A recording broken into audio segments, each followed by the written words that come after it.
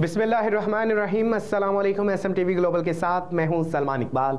सबसे पहले एक नज़र हेडलाइंस पर। आम इंतखाबात, रेंजर्स और कराची पुलिस मुश्तरका फ्लैग मार्च और स्नैप चेकिंग करेंगे। सिंध रेंजर और पुलिस ने आम इंतखाबात के दौरान मुश्तरका फ्लैग मार्च और स्नैप चेकिंग का फैसला किया है। DG ranger Sindh major general Azhar Waqas की ज़ेर सदारत अहम इजलास हुआ, जिसमें अमन अमान की सूरत हाल और इलेक्शन के दौरान सिक्योरिटी को यकीनी बनाने के लिए अमली इक़दामात का तफसीली जायजा लिया गया।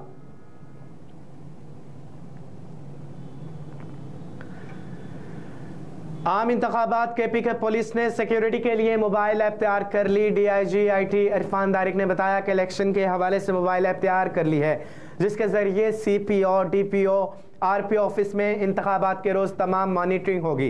इरफान दारिक ने कहा कि ऐप में पूरे सूबे की मैपिंग मुकम्मल कर ली गई है। ऐप में एमरजेंसी अलर्ट, गो ऑनलाइन, नोटिफिकेशन अलर्ट और सेहत सहूलतों समेत मुख्तलिफ फीचर्स शामिल हैं। और PTI के इंट्रा पार्टी इलेक्शन में कौन हिस्सा ले सकता है, इंतखाबात का शेड्यूल जारी। तहरीक इंसाफ के federal election commissioner Rauf Hasan की जानिब से इंट्रा पार्टी इंतखाबात का शेड्यूल जारी किया गया है। शेड्यूल के मुताबिक तहरीक इंसाफ के इंट्रा पार्टी इंतखाबात 5 फरवरी बरोज़ पीर को होंगे। PTI के तमाम रजिस्टर्ड मेंबरान अपनी मर्जी के पैनल या चेयरमैन के उम्मीदवार के हक में मुख्तलिफ मकामात पर वोट डाल सकते हैं। मुल्क भर में सोने की कीमत में इजाफा। All Pakistan gems and jewellers association के मुताबिक मुल्क भर में सोने की कीमत में 800 रुपये का इजाफा हुआ, जिसके बाद फी तोला सोने की कीमत 2,16,300 रुपये हो गई। इस तरह 10 ग्राम सोने का भाव 686 रुपये इजाफे से 1,85,442 रुपये है। दूसरी जानिब आलमी बाजार में सोने का भाव $5 इजाफे से $2,040 फी औनिस है।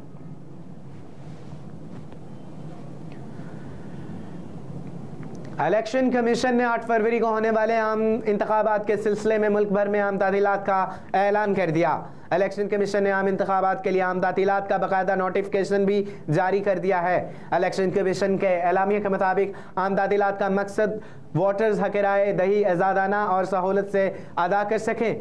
ख्याल है कि 8 फरवरी को मुल्क भर में आम इंतखाबात होने जा रहे हैं, जिसमें 12 करोड़ 80 लाख से ज़ायद रजिस्टर्ड वोटर्स अपने हक राय दही का इस्तेमाल करेंगे।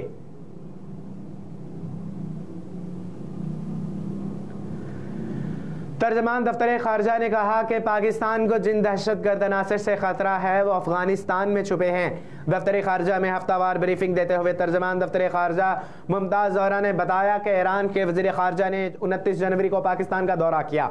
ईरानी वज़ीर खारजा ने वज़ीर आज़म अनवारुल हक काकड़ और आर्मी चीफ और दिगर से मुलाकात की। तर्जमान ने कहा कि ईरान ने पाकिस्तानियों का कत्ल गैर इंसानी है। पाकिस्तान और ईरान में इस अमल की मज़म्मत की है। कल इन पाकिस्तानियों की लाशें पाकिस्तान आ गई हैं। तर्जमान दफ्तर खारजा ने मजीद कहा कि पाकिस्तानियों के कत्ल से मुताल्लिक ईरान से करीबी राबते में हैं और तवक्का है कि ईरान इस वाक़े की तहकीकात के बाद पाकिस्तान को मालूमात देगा। एक सवाल के जवाब में उनका कहना था कि पाकिस्तान को जिन दहशतगर्द अनासिर से खतरा है वो अफगानिस्तान में छुपे हैं और हम इनको अफगानिस्तान इस हवाले से सबूत भी फराहम किए जा चुके हैं।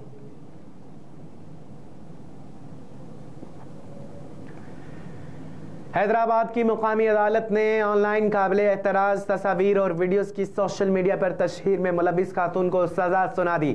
FIA के तफ्तीशी हुकाम के मुताबिक शमाइला नामी मुलजमा को काबिले एतराज़ तस्वीर और वीडियोस की सोशल मीडिया पर तशहीर साबित होने पर सज़ा सुनाई गई।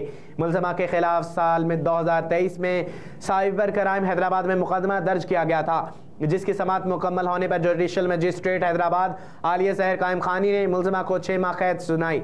FIA की जानिब से assistant director legal Ghazanfar Ali Bhutto ने मुकदमे की पैरवी की। स्टेट बैंक को नई करेंसी जारी करने में कितना वक्त दरकार होगा। Deputy governor state bank Salimullah का कहना था कि हर 15 से 20 साल में नए करेंसी नोट छापे जाते हैं। Deputy governor state bank Salimullah ने कहा कि नई करेंसी का मकसद नोट की अफादियत को बरकरार रखना है। 2005 में नई करेंसी जारी की गई थी, जिसका अमल 3 साल तक जारी रहा। सलीमुल्लाह ने कहा कि पहला नोट जारी करने में तकरीबन 2 साल लगेंगे। ये एक तवील अमल है और नई करेंसी की छपाई जदीद टेक्नोलॉजी के जरिए करेंगे।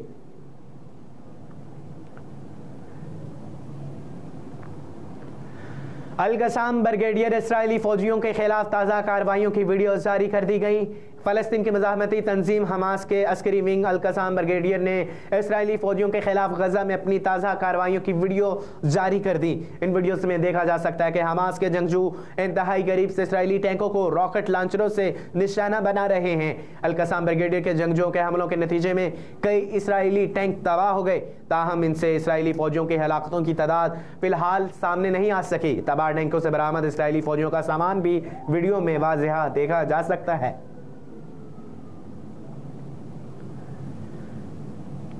किसी को सियासी सरगर्मी के नाम पर तशद्दुद की इजाज़त नहीं दी जाएगी। Core commander conference army chief general Asim Munir की ज़ेरे सदारत होने वाली कोर कमांडर कॉन्फ्रेंस ने अज़म का आदा किया कि किसी को सियासी सरगर्मी के नाम पर तशद्दुद की इजाज़त नहीं दी जाएगी और फ़ौज आईनी मैंडेट इलेक्शन कमीशन की हिदायत के मुताबिक फ़राइज़ सर अंजाम देगी। पाक फ़ौज के शोबे तल्लुक़ात आमा के मुताबिक army chief general Asim Munir की ज़ेर सदारत 262वीं कोर कमांडर कॉन्फ्रेंस हुई, जिसमें इंतखाबात में इलेक्शन कमीशन की मामनत के लिए फ़ौज की तैनाती पर तबादला ख्याल किया गया। फोरम ने कहा कि किसी को सियासी सरगर्मी के नाम पर तशद्दुद की इजाज़त नहीं दी जाएगी। आज़ादाना और मुनसफ़ाना इंतखाबात के अमल को सबोताड़ करने की इजाज़त नहीं दी जाएगी। आईनी मैंडेट और इलेक्शन कमीशन की हिदायत के मुताबिक फ़राइज़ सर अंजाम देंगे।